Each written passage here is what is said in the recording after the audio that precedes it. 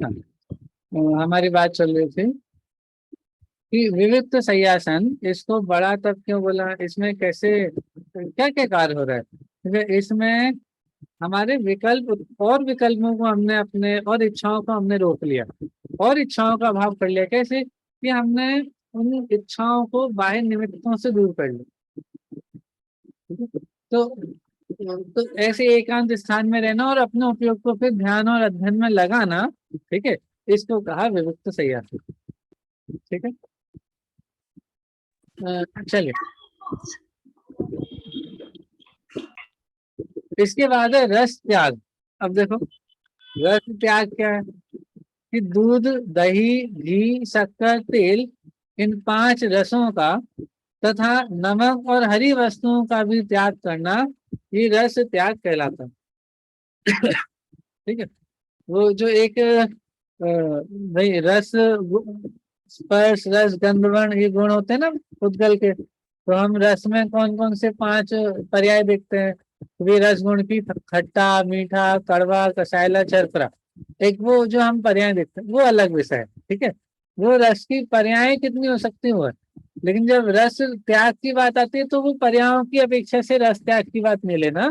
इसमें रस आहार मतलब रस कौन कौन से होते हैं भोजन में, मूल में, तो दूध, दही, घी, शक्कर, तेल और नमक और हरी वस्तुएं। ठीक है, ये सठ रस हो जाते हैं। सठ रस मिश्रित भोजन से ये भूख न मेरी शांति कहते हैं ना, तो भी ये सठ रस हो गए।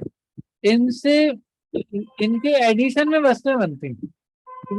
ये पूरी पूरी खुद वो नहीं होती हैं, लेकिन ये इनसे इनसे हमारा आहार बनता है एक तरह से देखें तो। ठीक है, जैसे अब भाई खीर वीर बनेगी तो उसमें दूध एक एक कंपोनेंट है उसका। ठीक है, ऐसे ही घी आदि है तो घी, भाई घी भी किसी चीज में डलेगा, तेल भी, शक्कर भी, दही से भी कुछ बन सकता है। तो ऐसे ये सारी चीजें, ये रस हैं जो आहार में मिले हुए होते हैं और आहार को स्वादिष्ट आदि बनाते हैं।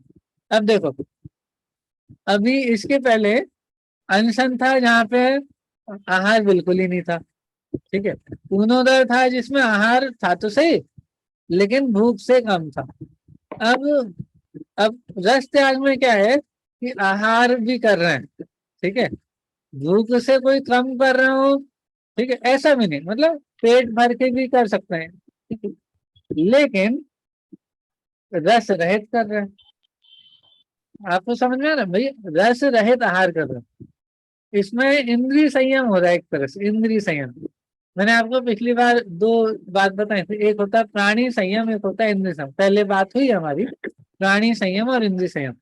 ये रसाहार में, रस त्याग में इंद्रिय संयम की मुख्यता है कि भाई भोजन कर रहे हैं, लेकिन भाई हम भोजन में स्वाद, भोजन के रस पे ध्यान नहीं दे रहे हैं। मतलब अगर वो दूध नहीं लेंगे, दही नहीं होगा उसमें, शक्कर वाला आहार नहीं लेंगे या नमक वाला आहार नहीं लेंगे, तो उसमें और इच्छाओं का भाव। भाई भोजन कर भी रहे हैं लेकिन बिना उसके मतलब ये बिना रसों के वो आहार कर रहे हैं। ठीक है, तो देखिए, यद्यपि रस तो पांच ही हैं, तो भी इंद्रिय संयम की अपेक्षा से सातों का त्याग करना चाहिए। सात कैसे हो गए, ये पांच और नमक और हरी वस्तु, तो ये सात इस तरह से हो गए। इनके त्याग का क्रम नमक, हरी वस्तु, मिष्ट वस्तु, घी, दूध, दही और तेल, इस क्रम से त्याग किया जाएगा। सबसे पहले नमक का, फिर हरी वस्तु का, फिर मीठी चीज का, मिष्ट वस्तु का, फिर घी का, दूध का, दही का और आखिरी में तेल का। इस प्रकार है, और यह रविवार के दिन से प्रारंभ करना चाहिए, वो 7 दिन के हिसाब से बता रहे हैं। इसमें परिणामों की शुद्धि के अनुसार इंद्रियों का दमन होता है, निद्रा जीती जाती है, आलस्य मिटता है, स्वाध्याय एवं सुख की सिद्धि होती है।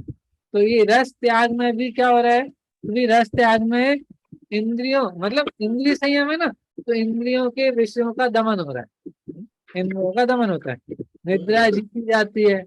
अब ये भाई गरिष्ठ भोजन का त्याग करेंगे तो प्रमाद जीता जाएगा, निद्रा, आलस्य ये दूर होंगे। और जब ऐसा होगा तो फिर स्वाध्याय में आपका मन ज्यादा लगेगा, स्वाध्याय एवं सुख की सिद्धि होती है। भैया हाँ वो जी। हरी हरी बोलते हैं तो हरी में सिर्फ पाले भाजी या फळ भाजी वो फ्रूट म्हणजे वो हम जैसे बोलते हैं दोड़का वगैरह ये भी हरी में आता क्या म्हणजे ये क्या क्या चीज मुझे समझ में नहीं आया। हाँ मैं बोल रही हूँ वो कोथिम्बीर वगैरह है पालक है ये तो तो उस नहीं नहीं नहीं नहीं, ये हरी ये तो नहीं। 4 महीने नहीं छे चौमासा में वो तो नहीं ये चलेंगे। हाँ, ये सारी चीज चातुर्मास में क्या मुनिराजों के नहीं नहीं नहीं द्वारा। नहीं वो तो सिर्फ वो अपन जो बोलते हैं वो दोड़का वो गिलका वो भी हरी में आएगा क्या? हाँ, ये सब हरी में आएंगे ना, सारी और सारी हाँ वनस्पति। क्या कोई भी हरी चीज वनस्पति है, ओके वनस्पति है तो वो वनस्पति हरी में आएगी। और ये जो हाँ आपने नाम लिए, जो हरी पत्ती आदि हो गई, ये सारी, ये ये तो तो सब चौदह में ये नहीं सब खाते। प्रतिष्ठित में चले जाएंगे। हाँ हाँ पत्तियों का अच्छा तो व्रतियों के अभाव ही होगा, व्रती लोग पत्तियों का तो सेवन करेंगे ही नहीं। नहीं नहीं नहीं तो भैया ये महाराज जी को आहार में क्या देंगे उस दिन जो हरि का त्याग है उस दिन देखो देखो हमको देखो देखो, श्रावक तो अपने लिए भोजन बनाएगा, ठीक है। अच्छा हाँ श्रावक के भोजन में, अब उसने हो सकता, उसने तो अपने लिए भोजन बनाया, ठीक है। अब उस भोजन में से मुनिराज क्या करेंगे कि भाई उसमें से कुछ कुछ चीजें लेंगे नहीं। अब मुनिराज स्वयं तो बताएंगे नहीं। भाई देखो, वो आहारचर्या के लिए निकले, ठीक है। अब आहारचर्या से के लिए निकले, तब से लेकर के आहार ग्रहण करना प्रारंभ किया, यहाँ तक कि आहार पूरा हुआ, तब तक तो मुनिराज का मौन रहेगा, है ना। अब मुनिराज स्वयं तो बताएंगे नहीं कि भाई आज उनके किस चीज का त्याग है। आज उन्होंने घी का त्याग किया या शक्कर का त्याग किया या तेल का त्याग किया, वो आपको उनसे तो पता चलेगा नहीं। तो फिर कैसे? हाँ तो मुनिराज स्वयं ही उस भोजन में से सब ग्रहण नहीं करते हैं। उनको जो योग होगा वो ग्रहण करेंगे, और वो तो वो और पता नहीं बाकी देंगे कि भाई। बाजू हाँ हटाते हैं हाँ, वो हट हटा हट देते हैं हाँ, वो लेते ही नहीं, ग्रहण नहीं करते। तो जो वो ग्रहण नहीं करते हैं, तो इतना मुनिराज स्वयं ध्यान रखते हैं कि भैया हाँ आज मैंने इस चीज का त्याग क्या किया है, इस चीज की रसी है मुनिराज की, तो वो मुनिराज स्वयं उसका ग्रहण नहीं करते।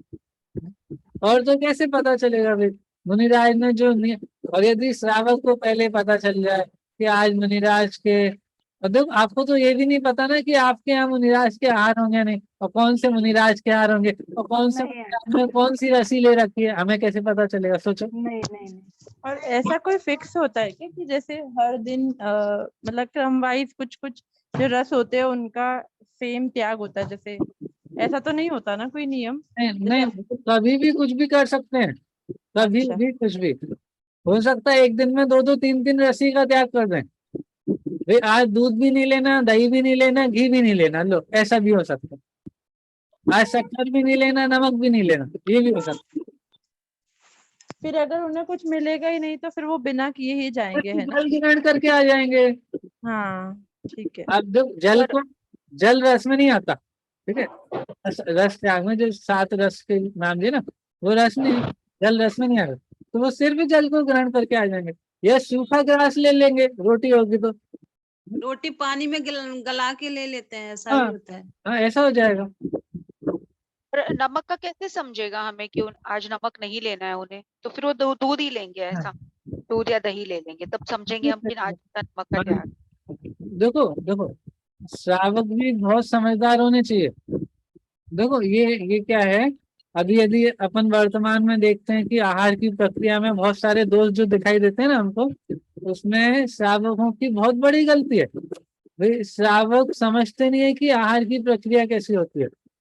अरे भैया देखो, मुनिराज को तो कोई रोग हो जाए तो वो बताएंगे भी नहीं कि उनको रोग हुआ है।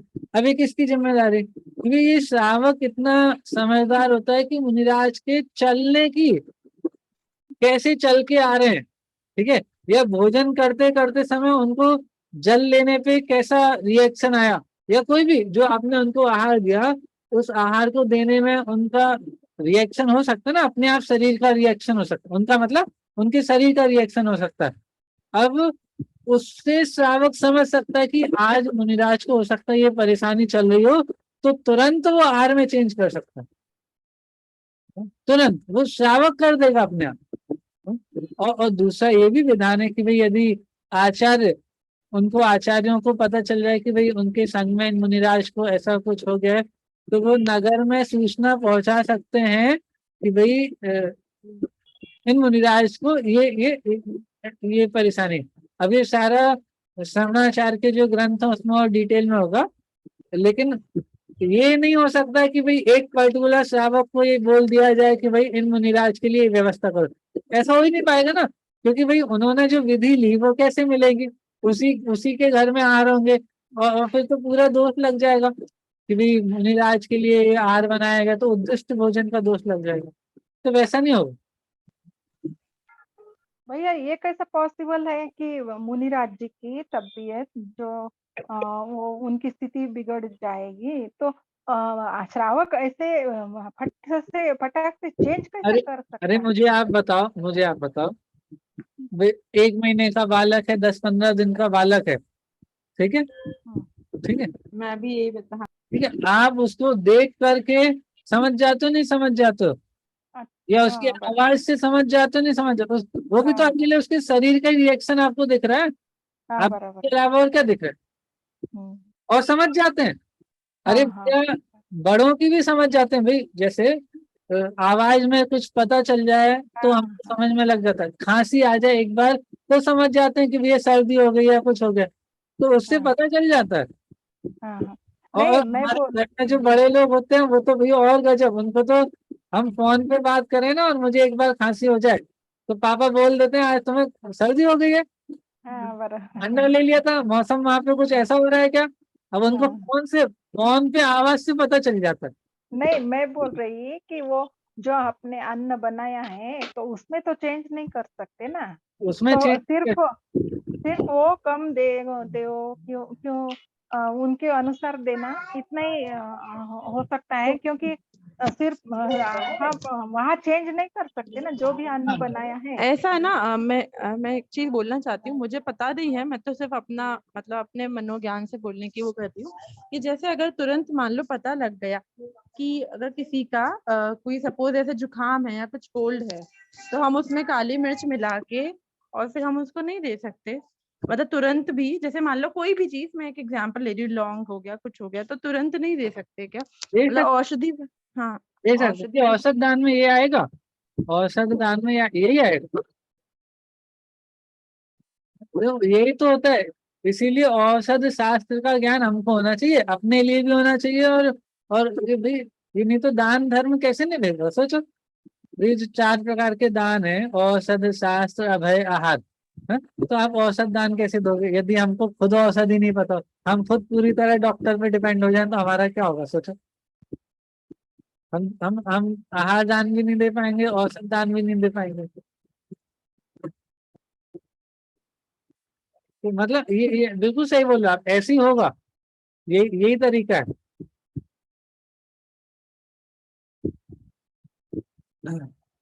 चलिए, ठीक है, थोड़ा सा मैं इसको पूरा,